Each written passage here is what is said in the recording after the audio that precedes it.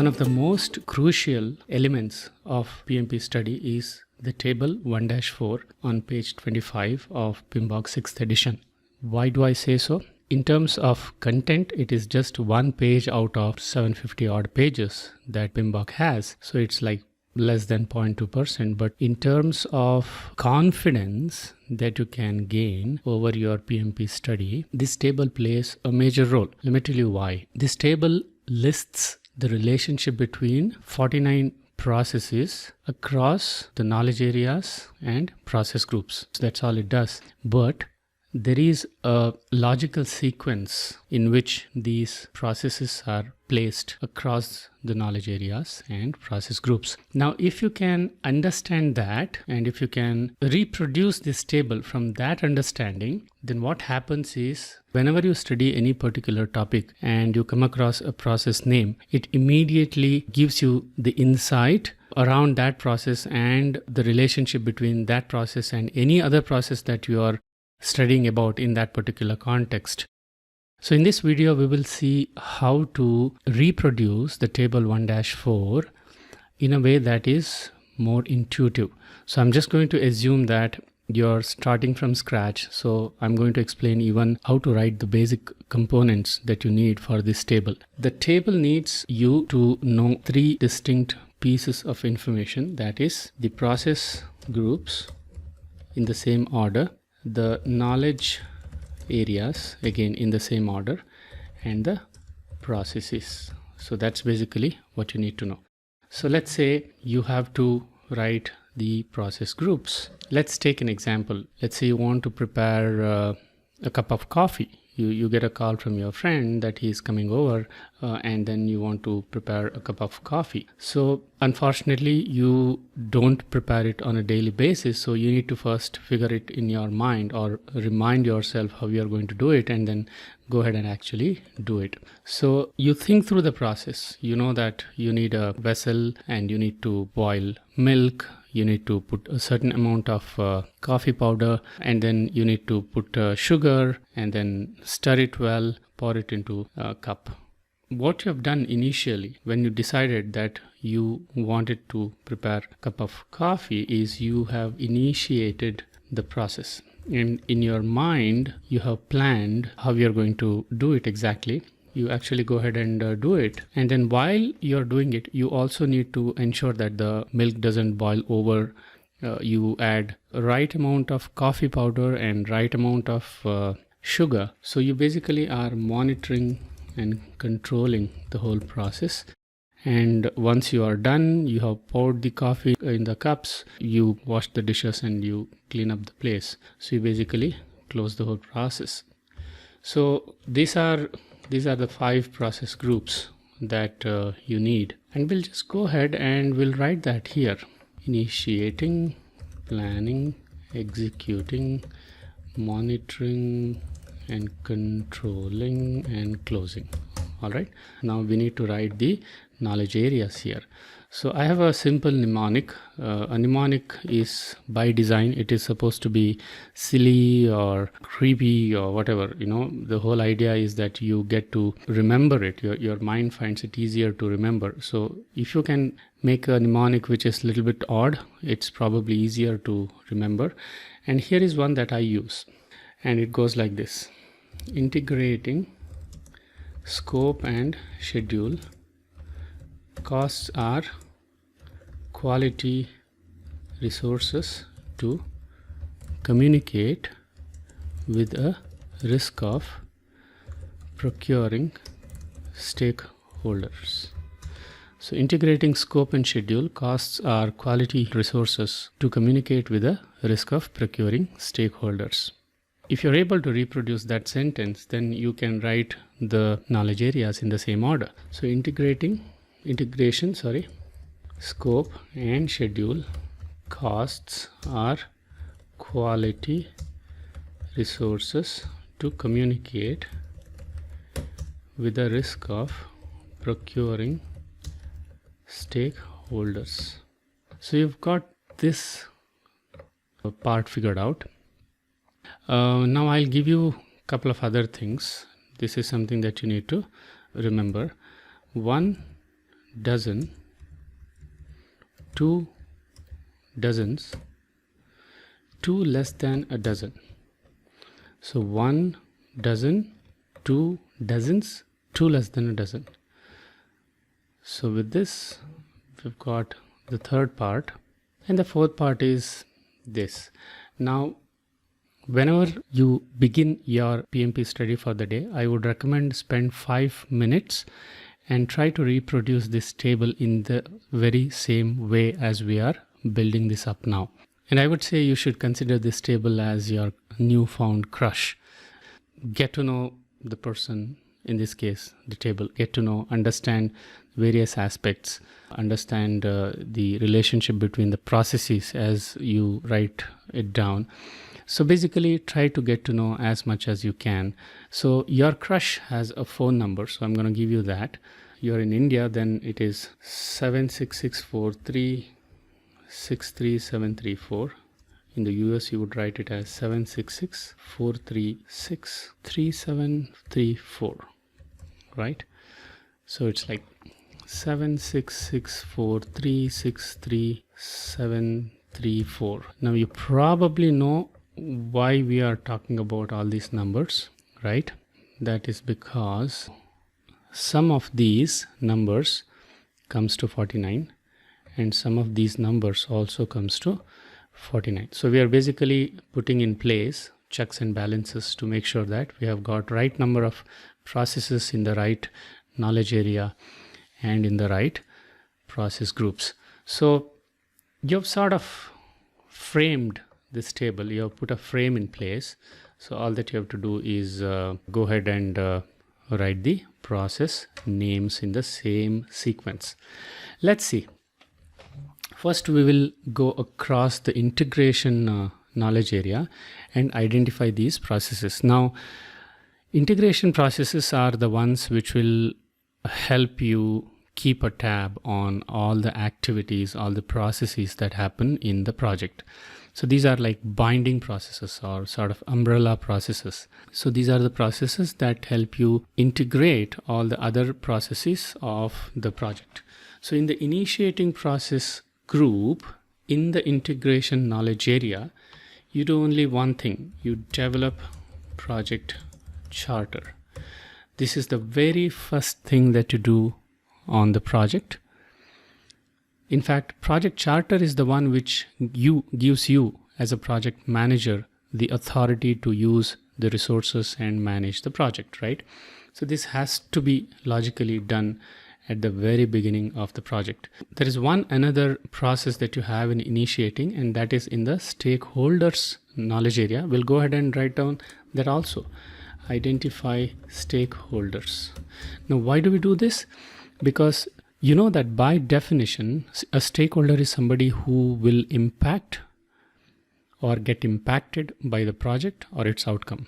Or let me rephrase it. A stakeholder is somebody who impacts a project or gets impacted by the project or impacts the outcome of a project, or he gets impacted by the outcome of the project, which means there are few people who are going to be happy when the project is over or with the project, or some people who are going to be unhappy with the project and they will try to probably stop the project from succeeding.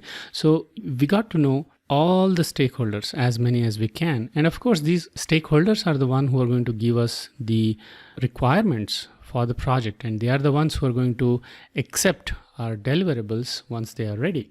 So this process of identifying stakeholders also needs to start as early as possible. So we do that in the initiating process group. And as you can see, those are the just two processes we have. Let's look at planning. So develop project management plan. Of course, right? That's what we do. As the name planning suggests, we create the project management plan in this process group. And in executing, of course, where the project work happens. So you direct and manage project work. And the other thing that we do is we manage project knowledge. Why? Because during execution, we generate a lot of knowledge, we get a lot of insight, which needs to be recorded. Now, you know that although the processes are put under a particular knowledge area or a particular process group just for the sake of understanding. In practical scenario, some of the processes are used throughout the project life cycle. Some of the processes are used at the beginning of certain phase gates, and certain processes are used only at regular intervals. In fact, those are the three types of processes as PMBOK 6 categorizes them. For the sake of simplicity, we put manage project knowledge in the executing process group, but in reality, you do this throughout the project life cycle. So coming to monitoring and controlling, as the name suggests, monitor and control project work is the process, and all the changes, right? As you're preparing the cup of coffee, you see that milk is boiling over, so you reduce the flame, right? So similarly, you bring in change in the monitoring and controlling process group. So you perform integrated change control process here. And in closing, you close project or phase. So with this, we have covered the integration knowledge area processes. To continue, there is no more processes in initiating, so we will go to planning. And now we will focus on just the planning process group processes. One thing you want to remember is that from scope onwards, all the knowledge areas have the first process as the planning process. So it's going to be plan scope management as the first process for scope knowledge area, and plan schedule management is going to be the first process in schedule knowledge area. Plan cost management is going to be the first process in cost management knowledge area, and so on and so forth. So keep that in mind. So we'll start. So plan scope management, that's going to be the first process. Now the game begins, right? We collect requirements. So once you have collected the requirements, you define scope from it. So we go ahead one step further and we create the work breakdown structure from the scope.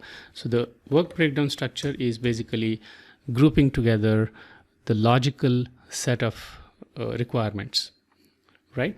So we come to schedule management knowledge area, and as the routine goes, the first process plan schedule management. Now we will continue from where we left off in the scope knowledge area, which is create work breakdown structure. From these, you have now the information required to define activities. So you've basically broken down the requirements further in terms of activities so that you can find out the time and resources that it takes to perform any particular activity. And there is of course a cost element also associated with this. But before we do any of that estimation, we need to find the dependencies, right? Sequence activities. So until we have the vessel in hand, we can't pour the milk, and once we put the sugar, only then we can stir it. So there are dependencies between activities. So we find those dependencies and we sequence the activities. Then the estimation task begins. So we estimate activity durations. Durations, why? Because we are in the schedule knowledge area. The other component is activity resources, but we will not do that in this knowledge area. We will do that in resource management knowledge area. Once we have it, what we will get is we get to develop schedule. So moving on to the next knowledge area, that is cost management. First process, always planning process. Plan cost management. We estimate costs and we determine budget. So as we know, these three knowledge areas have given us three big components that go into project management plan. That is the scope, the schedule, and the budget.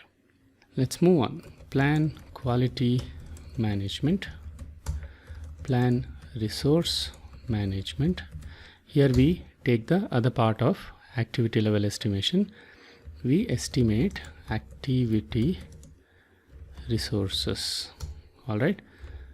Plan communications management, plan risk management. Now we do a lot of work in the planning stage as far as risk goes, because we want to be safe than sorry. So identifying all the risks and planning for managing them upfront in the planning process group itself helps us to reduce a lot of unpleasant surprises. So what do? We identify risks, of course.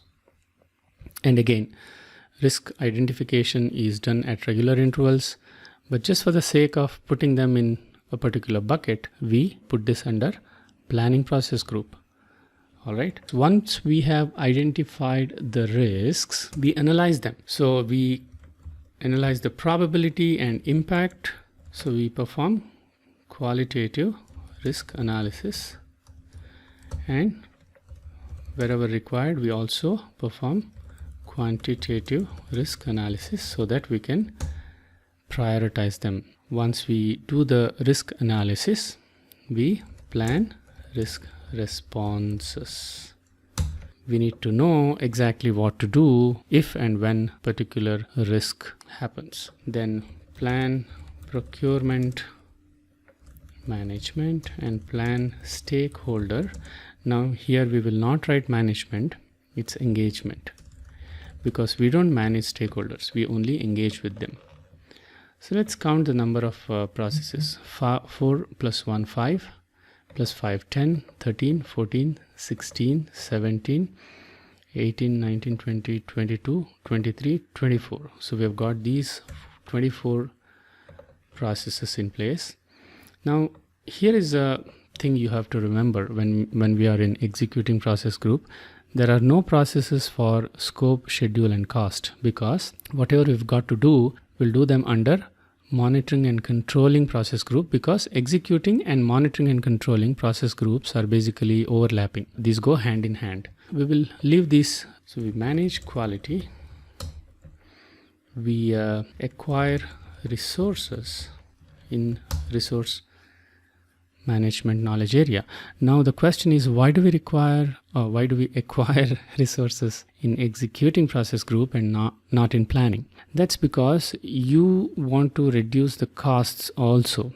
If you got all the resources upfront in the planning stage, you will end up spending on handling costs, inventory costs, storage costs, pilferage costs, and if any of the resources have a shelf life, you may even lose some of the material. You want to get the resources when you need them. We acquire resources in the executing process group. Now, acquire resources is about physical resources. You also need people on your team. So we develop team and we manage team. Next, we manage communications, and in risk we continue from where we left off here. We planned risk responses. So in executing process group, when things go wrong and risks materialize, you implement risk responses. In procurement, you actually conduct procurements.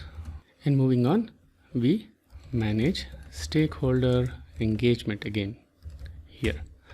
All right, so things keep getting better and better, easier and easier. We had 24 processes to write there, and then we have 10 processes to write in executing process group. Let's see if we actually have 10 here. 2, 3, 4, 5, 6, 7, 8, 9, 10. It's much easier here. The first thing we do is validate scope. This is where we are actually showcasing the deliverables to the customer and getting a sign off. And the other process is control scope. So these are all the internal project level, team level scope controlling activities that we conduct. Moving on to schedule, we control schedule, we control costs, we control quality, we control resources. Simple, isn't it? We don't control communications, we monitor communications. Why? Because if you have like just 10 people in the project that are going to interact together to make the project possible. And if you apply the rule n into n minus 1 by 2, you will get about 45 communication channels. So you can see that as the number of members increase, the communication channels also increase exponentially. You can't control communication, right, as a project manager. So you monitor communications, and it's not control communications. Same thing holds good for monitoring risks as well. You can't control risks. They are beyond our control. That's why we have identified them as risks. And if and when a risk materializes, we implement the risk responses. So we just monitor the risks to see whether or not they are materializing. You definitely control procurements. And again, you monitor stakeholder engagement. We don't control stakeholders. Let's see, 2, 4, 5, 6, 7, 8, 9, 10, 11, 12. So we've got 12 processes here. We just have one here. So all put together, we have 49. You can count them up and cross-verify against these numbers to make sure that, you've not written a process in a different knowledge area. And these all will also come to 49. And this is how you use what we call as the frame method to write down the table 1-4 on page number 25 in PMBOK 6th edition. Spend 5 to 10 minutes, I would recommend, every day as the first activity you do when you start your PMP preparation. And within a week or 10 days, you will have the entire table by heart. You will also know the sequence and the logical relationship between the processes. And trust me, this increases your confidence to more than 50% as far as your preparation goes. Talk to you soon.